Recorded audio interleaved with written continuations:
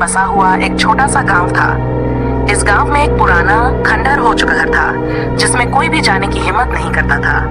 गांव के लोग मानते थे कि ये घर श्रापित है और इसमें रहने वाले लोगों की आत्माएं वहां भटकती हैं। कहते थे कि अगर कोई उस घर में रात के समय गया तो वो कभी वापस नहीं आता। एक रात एक यात्री उस गांव से गुजर रहा था और उसने इस घर के बारे में सुना। वह बहुत जिज्ञासु था और उसने गांव वालों की चेतावनी को नजरअंदाज करते हुए घर में रात बिताने का फैसला किया। जैसे ही वह घर के अंदर दाखिल हुआ, दरवाजा पीछे से जोर से बंद हो गया। घर में एक अजीब सा सन्नाटा था, बस उसके कदमों की आवाज पूरे घर में गूंज रही थी। घर के हर कोने में धूल जमी हुई थी और मकड़ियों के जाले, जैसे कि वो किसी पुराने समय की यादें हों। यात्री को एक पुरानी मेज पर एक मोमबत्ती मिली। उसने उसे जलाया, जिससे दीवारों पर लंबी डरी हुई छायाएं बनने लगीं।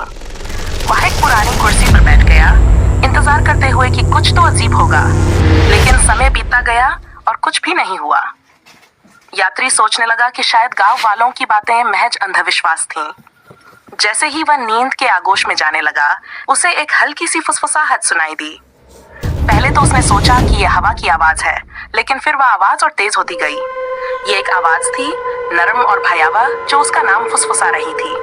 वह उठकर इस आवाज के स्रोत का पता लगाने की कोशिश करने लगा, लेकिन वह आवाज चारों दिशाओं से आ रही थी। दीवारों पर बनी छायाएं हिलने लगीं, अजीब और डरावने आकार में बदलने लगीं।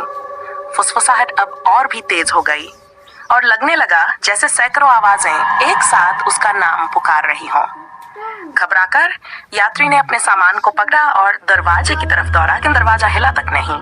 आवाजें अब और भी तेज हो चुकी थीं, उसके दिमाग में गूंज रही थीं, उसके विचारों को डुबो रही थीं। दीवारों से निकलती हुई छायाएं उसके चारों ओर लिपटने लगीं, उसे अपनी अंधेरी पकड़ में खींचते हुए। जैसे ही मोमबत्ती बुझ गई, घर फिर से शांत हो गया। यात्री कभी वापस नहीं आया और गांव वालों ने उस घर के श्रापित नामों में एक और नाम जोड़ दिया। और इस तरह वह घर, जो अब खंडहर बन चुका था, अगले जिज्ञासु यात्री का इंतजार कर रहा था, जो अनजान था कि उसके साथ क्या होने वाला है।